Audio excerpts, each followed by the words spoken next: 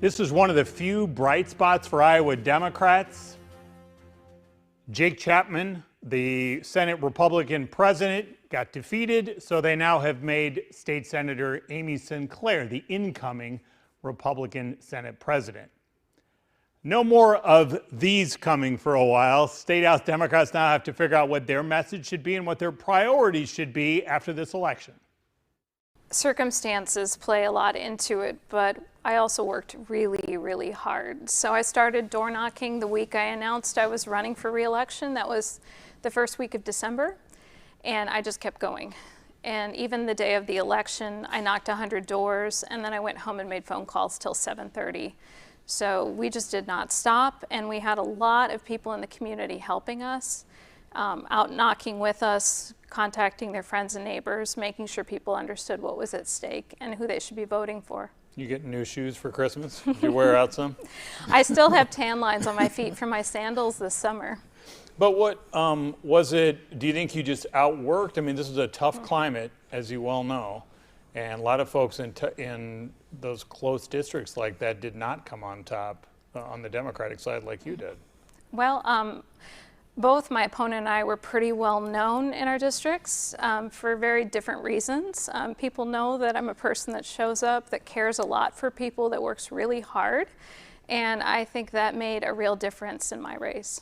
Yours was the tough primary. Correct. Obviously, you still had to work for the general, but Yes. you had a tough primary. Why are you sitting here now?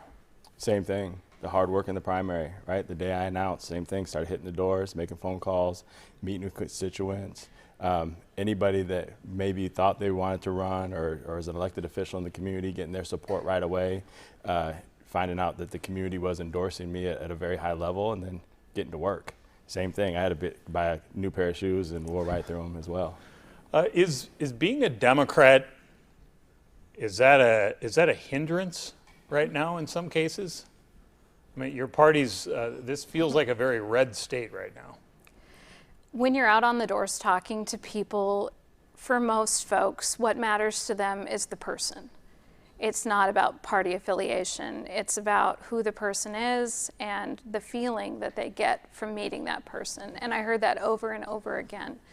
I talked to a lot of folks who were independents or Republicans who said, I like you, and I really appreciate that you showed up. One of the things that you talked about before we came out here was that you've been around, you know, you've in various capacities, you've met a lot of these families. And so you had conversations with people who knew you and then saw a different version of you in the black and white TV ads that were coming after you. So that does show the value of getting out there and talking to people in person like this, right? I showed up at doors and someone would be a registered Republican and they'd say, oh, I met you here. And I saw those ads and said to myself, that's not Sarah. I know Sarah.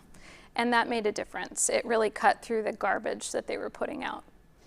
So you're the rookie starting this in January, right? Your party will be in the minority. How will you address this session, and where do you want Democrats to go? I want to build relationships and learn, right, and be the best legislator I can. So listening, learning, and then being active, showing up every day. I have an advantage, right? Actually, the Capitol's in my district, so I'm right there. I want to be there. It's a short commute for you. Short commute, right? I want to be there, and I want to also make sure I help people to understand kind of what the things are in my community that I was hearing at the doors, and I'm hearing from the constituents that are impactful to them that they may not understand if they're from rural Iowa, or they're from places where the only time they ever come to Des Moines or my district is go to the Capitol and go to work. I want to get people out in the streets a little more, and I think I can accomplish that by building some good relationships. During your time there, you've only been in the minority, but starting in January, they have the supermajority, so it's even bigger gap there. So that's really going to make a difference when the governor puts an appointment out there, those kind of things. So what do you see your role, and what's your caucus's role? I think my role is still the same as it was before, is to make sure that the people of Iowa have a voice in their state government. There were a lot of people who voted for the candidate that lost. They still deserve to be represented in our state government. And I show up and I speak on behalf of people who don't feel heard in that process. It's really important that they know that they have an advocate, they have a voice there, and to make sure that my colleagues are hearing what the people of Iowa have to say. It's a lot easier to be in the party that will have 34 members versus 16 members, right? How does your party get back to a majority in that chamber? Nothing comes easy, and I think you need to work at it. And all the way along, we've got an opportunity to do really good things for the people of Iowa. And so my focus is just every day, every time I show up, to be doing the best I can for my constituents and for the whole state.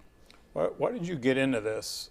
Was there something, were Democrats not talking about something that you want them to be talking about? Where's the future going?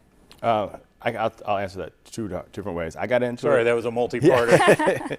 I got into it because a year ago, Thanksgiving, the Senate seat had just opened because of redistricting, and not a lot of people were interested. So that really kind of threw a red flag up first. Why aren't people interested in this, right? I had heard that open seats don't come along very often. They're kind of a gift. But you're already running a nonprofit.